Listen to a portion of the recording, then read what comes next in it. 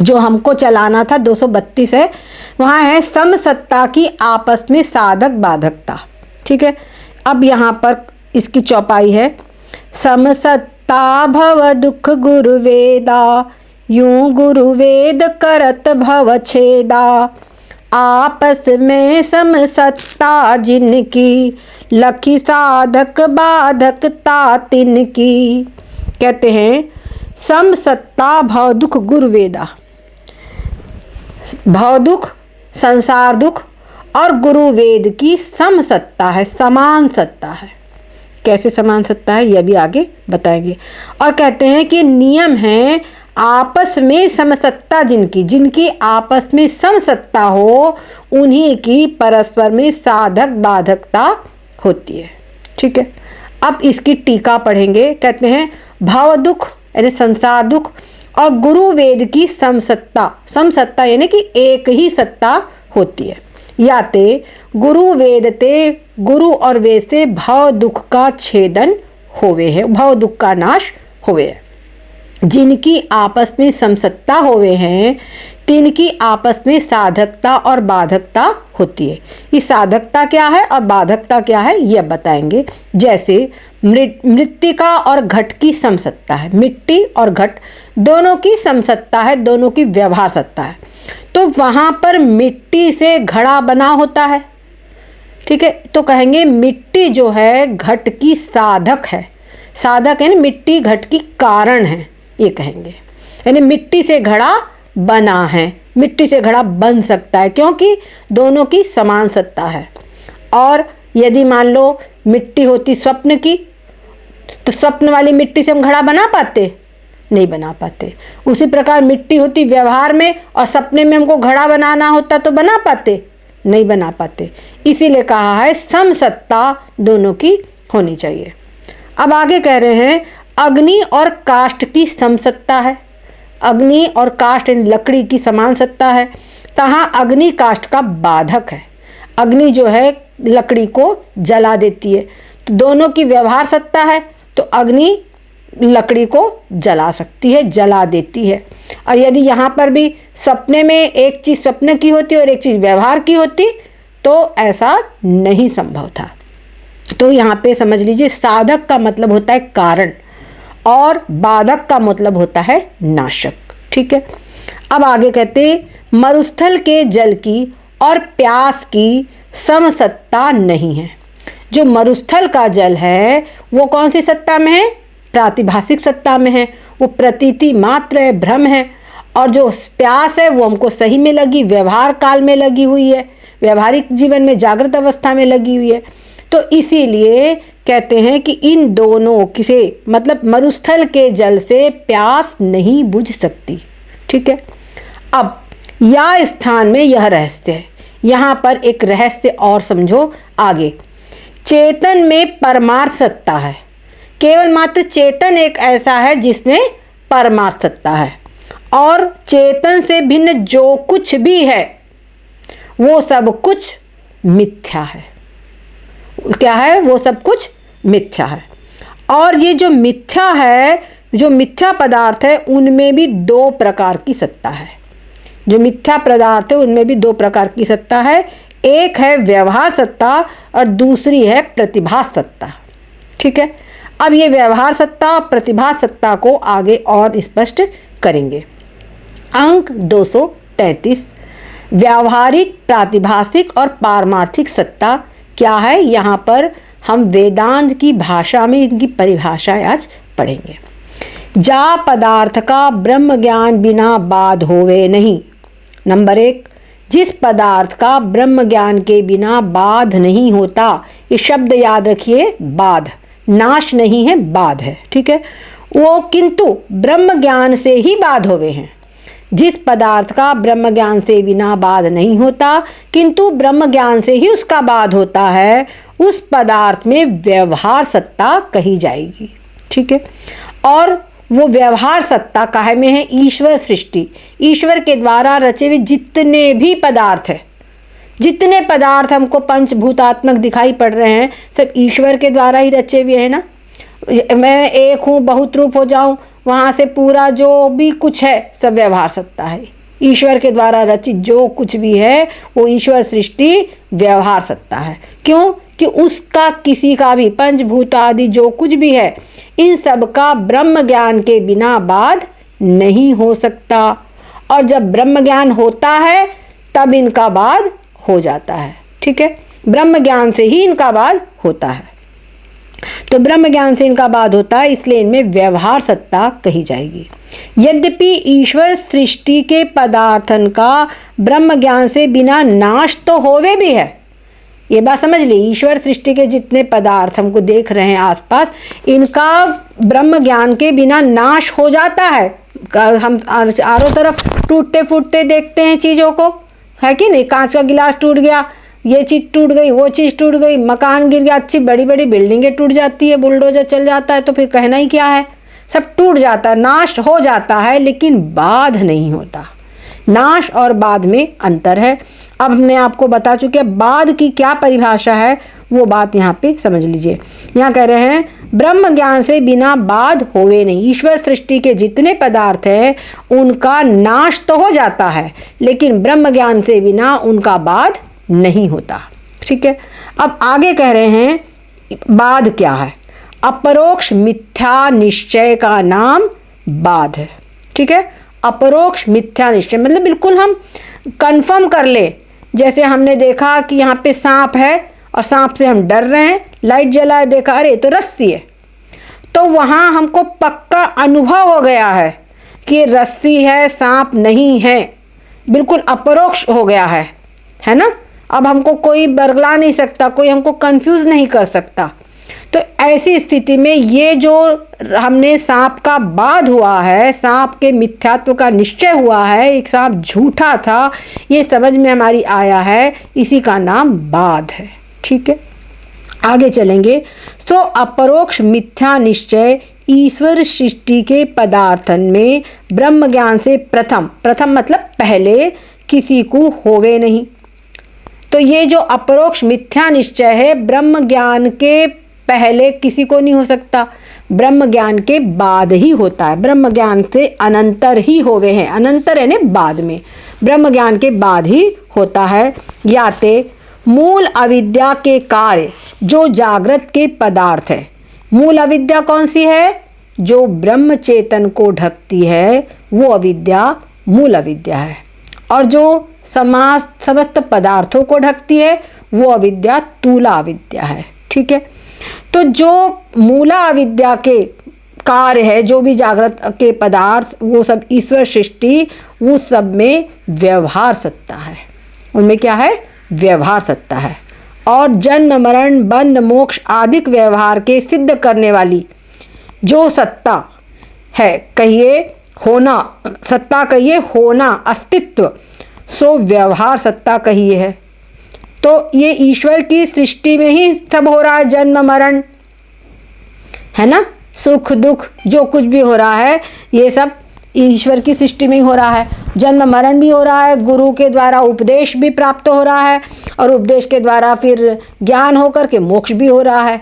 भगवत गीता भी पढ़ी जा रही है, और कोई गड़बड़ी हो रही है तो रोया भी जा रहा है, युद्ध भी किए जा रहे हैं, सारा व्यवहार इसी में चल रहा है। इस सत्ता का नाम है व्यवहार सत्ता। ये जो हमारा सब व्यवहार चल रहा है पूरा ईश्वर सृष्टि, इसका नाम है व्यवहार सत्ता। ठीक है, अब आगे कहते हैं ब्रह्म ज्ञान से बिना ही जिनका बाध हुए। नंबर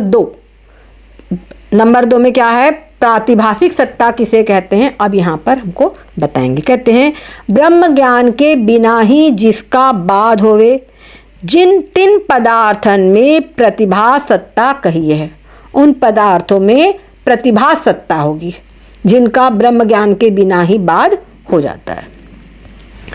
और क्या कहते हैं इसमें? जैसे उदाहरण, ब्रह्म ज्ञान से बिना ही शुक्ति जेवरी मरुस्थल आदिकन के ज्ञानते रूपा सर्प जल आदिकन का बाध होता है। ये हम लोग पढ़ते आ रहे हैं कि अगर कहीं मरुस्थल है तो मरुस्थल में जो जल दिखाई पड़ता है वो ब्रह्म ज्ञान के बिना, वहाँ हमको मरुस्थल का ज्ञान हुआ और ब्रह्म ज्ञान के बिना ही जल का बाध हो गया। रस्सी में जो सर्प है वो ब्रह्म ज्ञान के बिना बाध हो जाता है। सीपी में चांदी का ब्रह्म ज्ञान के बिना, सीपी के ज्ञान से ही उसका बाध हो जाता है। ठीक है, अब आगे कहते हैं उन सब चीज़ों को जिनमें प्रतिभास सत्ता है, जिन सब चीज़ों का ब्रह्म ज्ञान के बिना ही बाध हो जाता है, इनमें प्रतिभास सत्ता है, प्रातिभासिक सत्ता है। अब प्रतिभास यानी क्या? प्रतिभास शब्द का अर्थ क्या है? प्रतिभास का मतलब है प्रतीति मात्र। इन शब्दों को, इनको क्या कहेंगे? इनकी प्रतीति मात्र होती है, वास्तव में इनकी सत्ता नहीं है। मरुस्थल के जल की सत्ता है? सीपी में चांदी की सत्ता है? नहीं है। तो उनकी प्रतीति मात्र होती है, वो वास्तव में है नहीं। सपने में जो हम पदार्थ देखते हैं उनकी सत्ता है? नहीं है, पर दिखाई पड़ते हैं। ठीक है, वो उनको प्रतिभास सत्ता कहते हैं। तूल अविद्या, तुला विद्या के कार्य रूपा आदिक। तो जो हमने आपको बताया था, रस्सी को ढकने वाली जो अविद्या है, रस्सी उपहित चेतन के आश्रित जो अविद्या है, वो कौन सी अविद्या है? तूला विद्या। वो तूला अविद्या सर्प तैयार करती है ना। तो तूला अविद्या का कार्य है सर्प रूपा, और जो भी हम देखते हैं स्वप्नादि, ये रूपा आदि जो भी पदार्थ है, वो सब क्या है? तूला अविद्या के कार्य है। उनकी प्रतीति मात्र होती है। ठीक है, उनमें उन पदार्थों की प्रतीति मात्र जो होना है, याते तिनकी प्रतिभा सत्ता, उनकी प्रतीति मात्र होती है, इसलिए उनकी प्रतिभा सत्ता कही जाती है। उनको प्रातिभासिक सत्ता के पदार्थ ऐसे कहा जाएगा। अब इसके बाद नंबर 3 पर आता है पारमार्थिक सत्ता किसे कहते हैं? पारमार्थिक सत्ता कहते हैं जाका तीनों काल में बाध होवे नहीं, जिसका तीनों काल में बाध नहीं होता, भूतकाल, वर्तमान, भविष्यकाल, तीनों काल में जिसका बाध नहीं होता। ठीक है, और वो जो पदार्थ है वो है परमार्थ सत्ता, जिसका तीनों काल में बाध नहीं होता। त्रिकाला बाधितं सत्यम, ये कहा गया जो त्रिकाला बाधित है वो सत्य है, जो जिसका तीनों काल में बाध नहीं होता। यहाँ बाध शब्द को ध्यान रखिएगा, नाश नहीं, बाध। तो तीनों काल में जिसका बाध नहीं होता, और वास्तव में ब्रह्म चेतन का तो नाश भी नहीं होता और बाध भी नहीं होता। तो चेतन का बाध कभी होता नहीं, जो चेतन तत्व है उसका बाध कभी नहीं होता। या तो परमार्थ सत्ता चेतन की है। ठीक है, इसलिए जो चेतन है केवल मात्र चेतन की ही परमार्थ सत्ता है, और चेतन से भिन्न जितना कुछ भी है वो सब क्या व्यावहारिक सत्ता या प्रातिभासिक सत्ता में है। ठीक है, अब 236 अंक पे हम आ रहे हैं। वेद गुरु और संसार दुख की व्यावहारिक सत्ता है, याते तिनते भव दुख का नाश बने हैं। क्या कहते हैं? वेद गुरु और संसार दुख, इनकी व्यावहारिक सत्ता है ना, इनकी व्यावहारिक सत्ता है, इसलिए इनसे भव दुख का नाश हो जाएगा। ये बात आगे समझाएंगे। इस रीति से वेद गुरु और संसार दुख इनकी एक व्यवहार सत्ता है, इसीलिए इनकी आपस में समसत्ता है। इनकी एक व्यवहार सत्ता है, इसलिए आपस में क्या है? ये आपस में समसत्ता है, इसीलिए वेद गुरु से मिथ्या भव दुख का नाश बने हैं। ठीक है, व्यवहारिक सत्ता का वेद गुरु है, व्यवहारिक सत्ता के पदार्थ है, और दोनों ही मिथ्या है। ब्रह्म से भिन्न जो कुछ है वो मिथ्या ही है, इनका नाश हो जाएगा। क्षुधा पिपासा, जो भूख प्यास है, वो प्राणों के धर्म है। प्राण और ताके धर्मन का ब्रह्म ज्ञान से बिना बाध होवे नहीं। जो प्राण है, ये भूख प्यास और प्राण है, इनका प्राण का और प्राणों के धर्मों का ब्रह्म ज्ञान के बिना बाध नहीं होता, ब्रह्म ज्ञान से ही इनका बाध होगा। तो इसीलिए इनकी व्यवहार सत्ता है। और जो प्यास की व्यवहार सत्ता है। अब क्या है? जो मरुस्थल का जल है, जो मरुस्थल का जल है, उस मरुस्थल के जल की ब्रह्म ज्ञान से बिना बाध हो जाएगा। जहाँ मरुभूमि का ज्ञान हुआ, मरुस्थल के जल की निवृत्ति हो जाती है, उसका बाध हो जाता है। इसीलिए मरुस्थल का जो जल है वो प्रतिभास सत्ता का है। तो प्रातिभासिक होने से इसीलिए प्यास और मरुस्थल के जल की समसत्ता नहीं है। ठीक है, इनकी समसत्ता नहीं है, इसीलिए उस जल से प्यास का नाश नहीं होगा। क्लियर हुआ?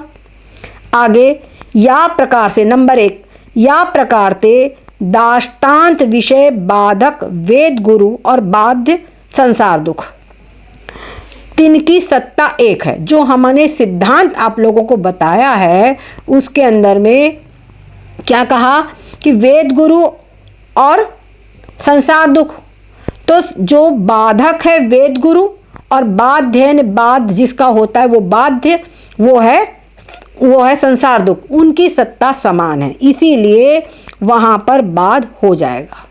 वहाँ पर वेद गुरु से संसार दुख का बाध हो जाता है। लेकिन जहाँ दृष्टांत जो तुमने दिया था जल का और मरुभूमि के जल का और प्यास का, वहाँ मरुभूमि का जो जल है वो जल तो प्रतिभास सत्ता का है, लेकिन जो प्यास है वो व्यवहारिक सत्ता की है, इसलिए दोनों की सत्ता में भेद है।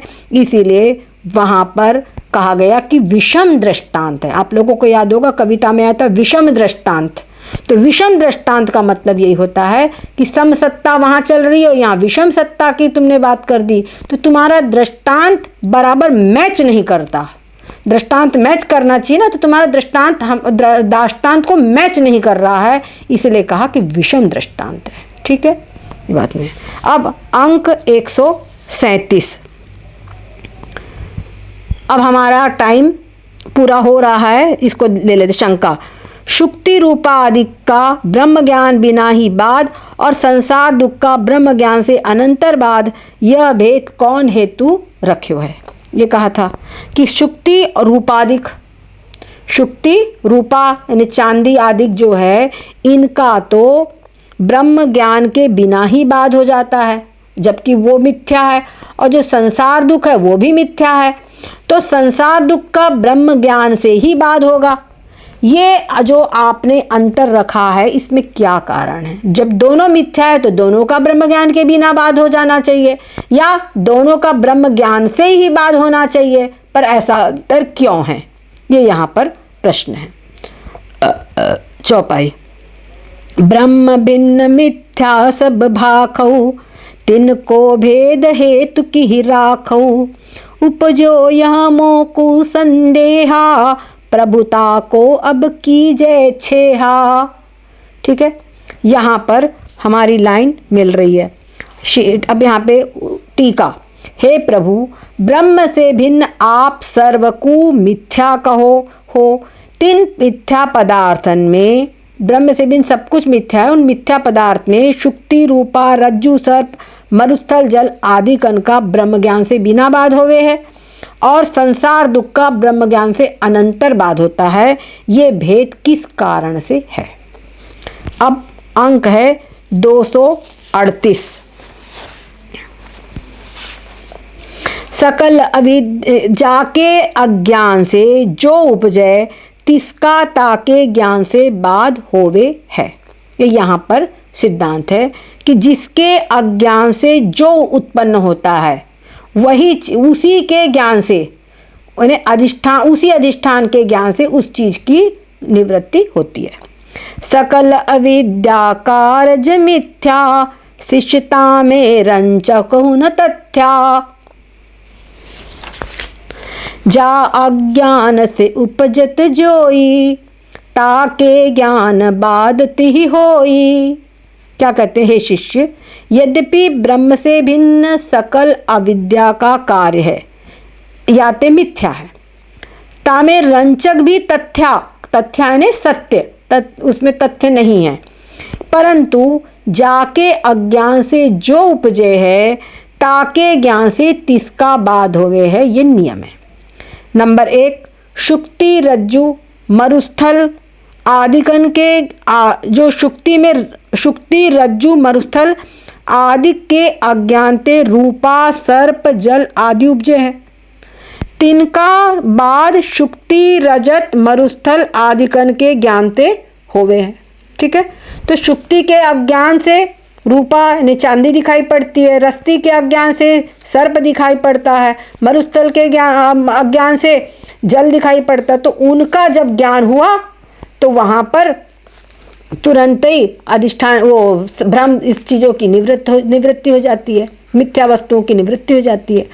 परंतु ब्रह्म के अज्ञान से जो जन्म मरणादिक और क्या जो संसार है, संसार दिखाई पड़ता है ब्रह्म के अज्ञान से।